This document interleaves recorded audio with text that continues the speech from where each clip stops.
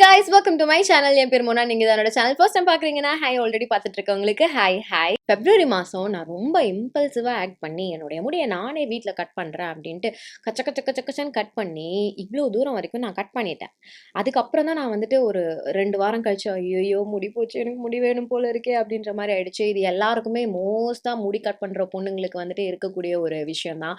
Like cut பண்ண அப்புறம் பாத்தீங்கன்னா ஐயோ ஏன்டா கட் பண்ணோம் அப்படின்ட்டு இருக்கும். நிறைய இருக்கும்போது கட் பண்ணிடலாம், குட்டி முடி வேணும், கட் பண்ணிடலாம், குட்டி முடி வேணும் அப்படின்ற மாதிரி இருக்கும். ஸோ அதே ஒரு நிலைமைக்கு நானும் தள்ளப்பட்டேன், ஆளாக்கப்பட்டேன். ஸோ பேசிக்லி இப்போ வந்துட்டு நான் என்னுடைய ஹேர் க்ரோத் ஃபேஸ்ல இருக்கேன். ஸோ என்னுடைய முடியை வந்து நான் முடிஞ்ச அளவுக்கு சீக்கிரமா வளர்க்க போறேன், ஹேர் ஃபாலை கண்ட்ரோல் பண்ண போறேன் அண்ட் ஹேரை வந்து ஸ்ட்ராங் ஆக்க போகிறேன்.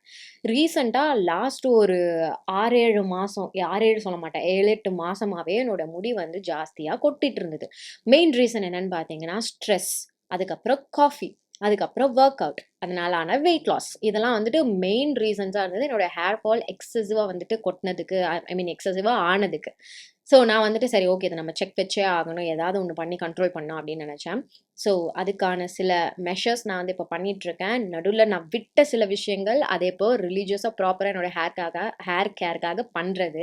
சாரி காஃபி கொஞ்சம் ஜாஸ்தி ஆயிடுச்சு, ஸோ கலருது. ஓகே, வேறு எதுவும் பேசாமல் மொதல் விஷயம் என்ன அப்படின்றது போகலாம். மொதல் விஷயம் வந்து எவ்வளோ ஃப்ரீக்வெண்ட்டாக ஹேர் வாஷ் பண்ணுறேன் அப்படின்றது. இது வந்து இட் வேரிஸ், ஓகேவா? உங்கள் மண்டை பொறுத்து, உங்கள் ஸ்கேல்ப் பொறுத்து, உங்கள் தண்ணி பொறுத்து, உங்களுடைய லைஃப் ஸ்டைல் பொறுத்து எவ்வளோ ஃப்ரீக்வெண்ட்டாக பண்ணுறீங்க அப்படின்றது வந்து மாறிட்டே இருக்கும். சில பேருக்கு வாரத்துக்கு ஒரு வாட்டி தலை குளிச்சாலே போதுன்ற மாதிரி இருக்கும், சிலருக்கு டெய்லி குளிக்கணும், சிலருக்கு 3 நாளுக்கு ஒரு தடவை அந்த மாதிரி. எனக்கு வந்து எப்படின்னா, இப்போ நான் மண்டே மார்னிங் குளிக்கிறேன் அப்படின்னா அன்னைக்கு நாள் ஃபுல்லாக மண்டை காஞ்சிருக்கும், அடுத்த டியூஸ்டே ஒரு நாள் ஃபுல்லாக மண்டை காஞ்சிருக்கும், வென்ஸ்டே இதர் நான் வந்து ஈவினிங்க்கு மேலே ஹேர் வாஷ் பண்ணிடணும், அப்படி இல்லைன்னா வென்ஸ்டேவே நான் மறுபடியும் குளிச்சிடணும்.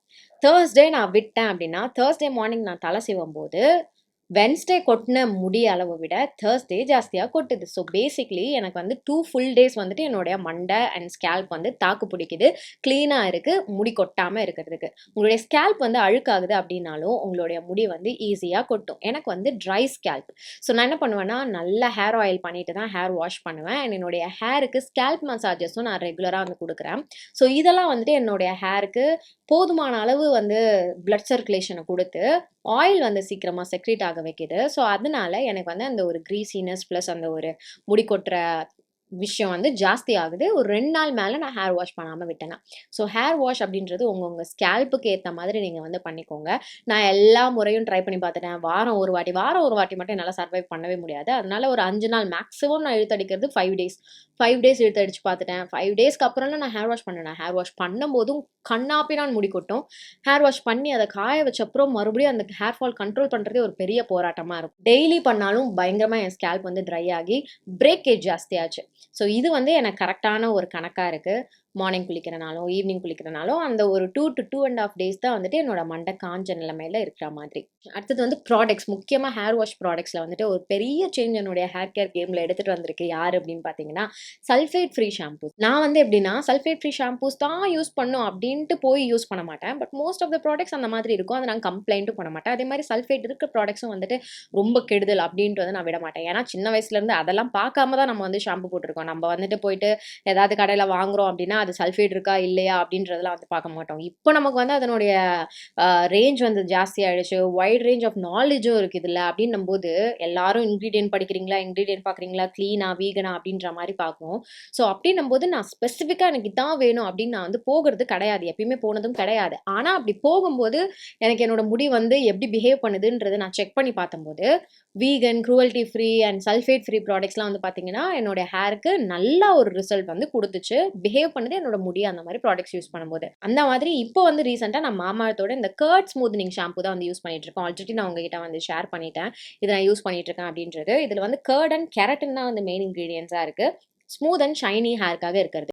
எனக்கு கர்ட் தயிர் அப்படின்றதே வந்து பார்த்தீங்கன்னா என்னுடைய மண்டைக்கு சூட்டபிளாக இருக்கிற மாதிரியான, அதாவது ஹேரோட ஹெல்த்துக்காக இருக்கட்டும், ஸ்கேல்ப்புக்காக இருக்கட்டும், எல்லாத்துக்கும் சூட் ஆகுற மாதிரியான ஒரு இன்க்ரீடியன்ட். அது வந்து இவங்களோட ரேஞ்சில் இருக்குது. இன்னொன்று எனக்கு ரொம்ப பிடிச்சது என்னன்னு பார்த்தீங்கன்னா, இது போட்டு லேதர் பண்ணி பார்க்கும்போது அப்படியே கை விட்டு இப்படி எடுத்தோன்னு வைங்களேன், சிக் இல்லாமல் வருது. இதில் கெரட்டின் இருக்குது அப்படின்றதுனாலையும் அந்த ஒரு மேனேஜபிலிட்டி உங்களுக்கு ஹேர் வாஷ் அப்போவே வந்துட்டு ரொம்ப விசிபிளாக சூப்பராக ஆப்வியஸாக தெரியுது. அண்ட் ஷைன், அதுவும் வந்து எனக்கு ரொம்ப பிடிச்சிருக்கு. இந்த அளவுக்கு வந்து ஷைனியாக ஹெல்த்தியாக என் முடி வந்து இல்லைப்பா. இது வந்து இப்போ எந்த அளவுக்கு உங்களுக்கு ஷைனியாக கேமராவில் தெரியுதுன்னு தெரியல. பட் ரியல் லைஃப்பில் நான் வெறும் கண்ணில் பார்க்கும்போது எனக்கு டிஃப்ரென்ஸ் தெரியும்ல. ஒரு மாதிரி லைஃப்லெஸ் முடியிலேருந்து இப்போ மறுபடியும் கொஞ்சம் லைஃப் வந்துகிட்டு இருக்கு அப்படின்ற முடிக்கு வந்து அந்த டிஃப்ரென்ஸ் தெரியும்ல. அதில் வந்துட்டு பார்த்தீங்கன்னா டெஃபினட்டாக என்னுடைய முடி வந்து much much much much better. நிறைய ஹார்ஷ் கெமிக்கல்ஸ் இல்லாத நேச்சுரல் இன்க்ரீடியன்ஸ் இருக்கிற மாதிரியான ஹேர் கேர் வந்து நீங்கள் யூஸ் பண்ணிக்க சொல்லி நான் கேட்பேன். அதுதான் எனக்கு வந்து ரொம்ப கை கொடுத்துச்சு. அந்த விதத்தில் இவங்களுடைய range of hair care products என்னுடைய அப்சல்யூட் ஃபேவரட் மாமாஎர்த்லேருந்து இருக்கக்கூடியது. நீங்கள் ட்ரை பண்ணணும்னு நினைக்கிறீங்கன்னா நான் லிங்க்ஸ் உங்களுக்கு கீழே டிஸ்கிரிப்ஷன் பாக்ஸில் கொடுத்துட்றேன். இது மாமாத்தோட அஃபிஷியல் வெப்சைட், மாமாத்தோட ஆப், அமேசான், நைக்கான், ஃப்ளிப்கார்ட்டில் அவைலபிளாக இருக்குது. நான் உங்களுக்கு ஒரு கூப்பான் கோட் கொடுக்குறேன். இந்த கூப்பான் கோட் நீங்கள் மாமாத்தோட அஃபிஷியல் வெப்சைட் அண்ட் ஆப்பில் யூஸ் பண்ணிக்கலாம். அங்கே நீங்கள் யூஸ் பண்ணிங்கன்னா உங்களுக்கு அடிஷனல் டிஸ்கவுண்ட் கிடைக்கும். அது மட்டும் இல்லாமல் மாமாத்தோட அஃபிஷியல் வெப்சைட்டில் நீங்கள் ஆர்டர் பிளேஸ் பண்ணுறீங்கன்னா உங்கள் ஆர்டர் ஒரு மரம் நடுறதுக்கு லிங்க் பண்ணப்பட போகுது. இது பிளான் குட்னஸ் இனிஷியேட்டிவ் பண்ணிட்டு இருக்காங்க. 2025 1 மில்லியன் மரம் நட்டணும் அப்படின்ற ஒரு இனிஷியேட்டிவ் எடுத்து பண்ணிட்டு இருக்காங்க. ஸோ நம்ம சார்பா என்விரான்மெண்ட்டுக்கு பண்ணுற ஒரு நல்ல விஷயம் மாதிரி இருக்கும். அண்ட் இப்போ வந்துட்டு நீங்கள் ஆன்லைன் ஸ்டோர்ஸில் மட்டும் தான் இதெல்லாம் வந்துட்டு கிடைக்கும் அப்படின்ட்டு வந்துட்டு நீங்கள் வெயிட் பண்ணிட்டு இருக்க வேண்டாம். போட்டுட்டு லேட்டாக வருது அந்த பிரச்சனை இருக்க போகிறது கிடையாது. ஏன்னா உங்களுக்கு ஆஃப்லைன் ஸ்டோர்ஸ்லையும் கிடைக்குது. ஸோ அக்கம் பக்கத்தில் இருக்க கடைகளில் நீங்கள் பார்க்குறீங்கன்னா தாராளமாக வாங்கிக்கோங்க. எனக்கு வந்துட்டு ஒரு ப்ராப்பர் ரூட்டீனில் வந்து shampoo and conditioner is a must. இவங்க வந்து up to 100% softer and shinier hair, smoother hair வந்து கொடுக்கும் அப்படின்றாங்க. நான் இந்த பாட்டிலை காலி பண்ணிட்டு உங்களுக்கு அப்டேட் பண்ண போகிறேன். ஆல்ரெடி ஸ்டார்ட் பண்ணும்போது அப்டேட் பண்ணியிருந்தேன். So for so good. அதனால தான் இதை நான் உங்களுக்கு வந்துட்டு ஒரு ஷவுட் அவுட் கொடுக்கணும் அப்படின்னு நினச்சேன். ஸோ ஒரு ப்ராப்பரான shampoo and conditioner is a must. Okay, அது வந்து கொஞ்சம் க்ளீனாக இருக்கிற மாதிரி இருக்கிறது வந்துட்டு பெஸ்ட். அடுத்தது ப்ராப்பர் ஹேர் மாஸ்கிங். இது வந்து நான் முன்னாடி நல்லா பண்ணிட்டு இருந்தேன். ஆனால் நடுவில் ஒரு லாஸ்ட் 1 இயராகவே வந்து பார்த்தீங்கன்னா ஹேர் ஆயில் ஒழுங்காக பண்ண மாட்டேன், ஹேர் மாஸ்க் அப்ளை பண்ண மாட்டேன், ரொம்ப லெத்தாஜிக்காக இருந்தேன் என்னோட முடியல. அது ரொம்ப நல்லா வந்து சேஞ்ச் காமிச்சுது. இப்போ நீங்கள் ப்ராப்பராக கன்சிஸ்டண்ட்டாக ஒரு ரொட்டீன் பண்ணிட்டே வரீங்க உங்கள் முடிக்கோ முகத்துக்கோன்னு வச்சுக்கோங்களேன். அடுத்து உடம்புக்குனாலுமே அது நிறுத்தின உடனே உங்களுக்கு வந்து ரிசல்ட் வந்து மாறாது. அதாவது ஹேர் கேருக்கு ஏதோ ஒன்று பண்ணிகிட்டே இருக்கீங்க, டக்குன்னு நீங்கள் வந்து அந்த ப்ராசஸை நிறுத்திடுறீங்க. அடுத்து ஒரு மாதம் 2 மாதத்துக்கு உங்கள் முடியெல்லாம் கொட்டாது, பிரச்சனைலாம் தராது. ஓகே, ஸோ நீங்கள் என்ன நினைப்பீங்க, அதெல்லாம் பண்ணாமலே நம்ம முடி வந்து நல்லா இருக்குது அப்படின்னு நினைப்பீங்க. ஆனால் 3வது மாதத்துலேருந்து பிரச்சனைகள் வெளியில் வர ஆரம்பிக்கும். அது வந்து முடியவே முடியாது. கண்ணா பின்னான்னு போகும். உங்களால் வந்து கெஸ் பண்ணவே முடியாது. என்னடா பிரச்சனை, நமக்கே இப்போ கொட்டுது, 2 மாதம் நல்லா தானே இருந்தது, இப்போ ஏன் கொட்டுது அப்படின்ற மாதிரி இருக்கும். இப்படி நிறைய கொட்டுறதை பார்த்து நம்ம என்ன பண்ணுவோம், வேகமாக சரி நம்ம மறுபடியும் பழைய மாதிரி எல்லா ரொட்டீனையும் ஆரம்பிப்போம் அப்படின்ட்டு ஆரம்பிப்போம்.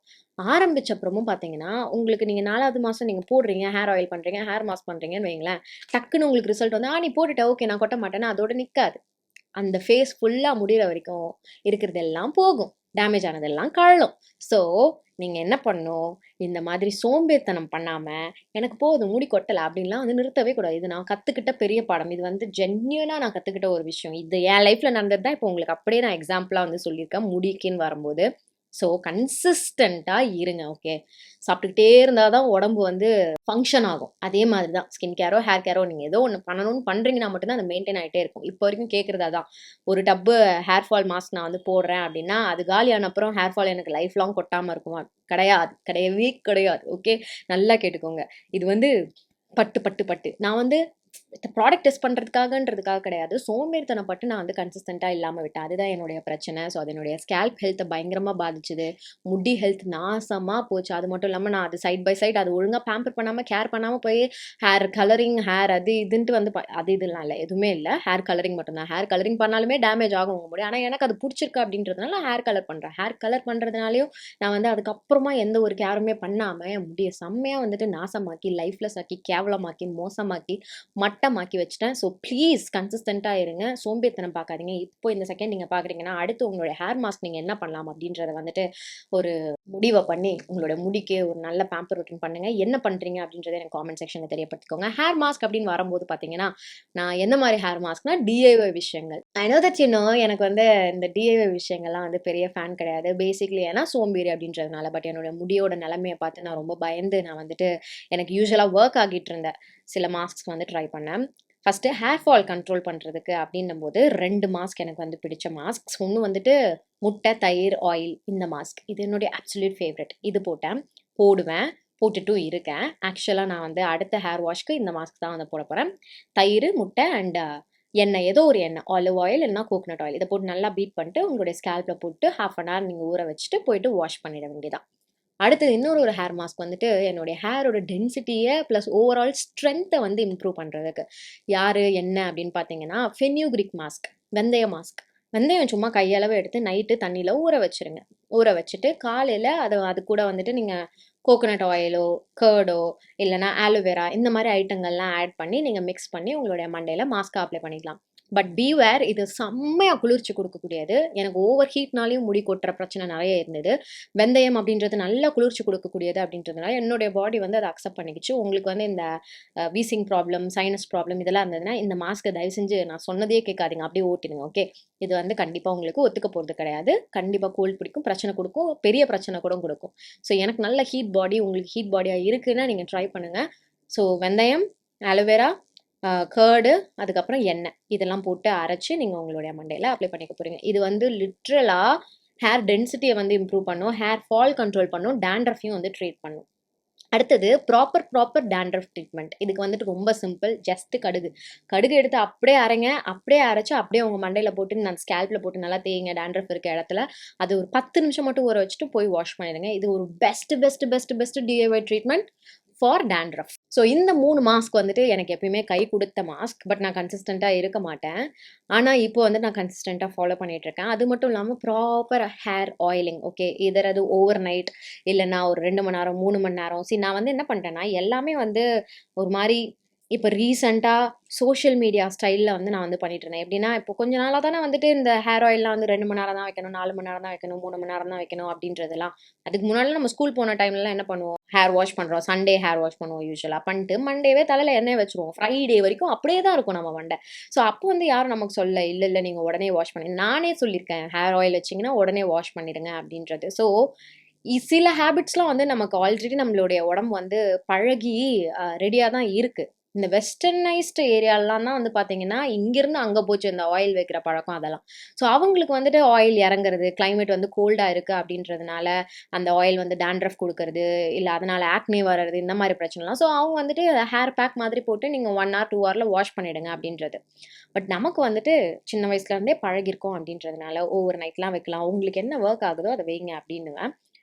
ஸோ அதுதான் நான் வந்து ஃபாலோ பண்ணிட்டுருக்கேன். நம்ம ரொம்ப பேட்டர்னைஸ்டாக அப்படியே இதான் சொல்கிறாங்க, இதான் பண்ணும், இதான் ரூல்ஸ்ன்னு போக வேணாம். இதுக்கு முன்னாடி நீ பண்ணியிருக்க, முடின்னு நீ வந்து எவ்வளோ பெருசாக வளர்த்துருக்கன்றதுலாம் எனக்கு தெரியும். எனக்கு வந்து சின்னதுலலாம் ரொம்ப டென்ஸாக இருக்கும். டு பி வெரி ஆனஸ்ட், நான் வந்துட்டு ஒரு ஸ்டேஜ்லாம் வந்துட்டு கிளிப்பு போட முடியல, முடி கொஞ்சம் கொட்டினா நல்லாயிருக்கும்லாம் வேண்டியிருக்கேன். அந்த அளவுக்கு எனக்கு வந்து டென்ஸாக இருந்திருக்கு.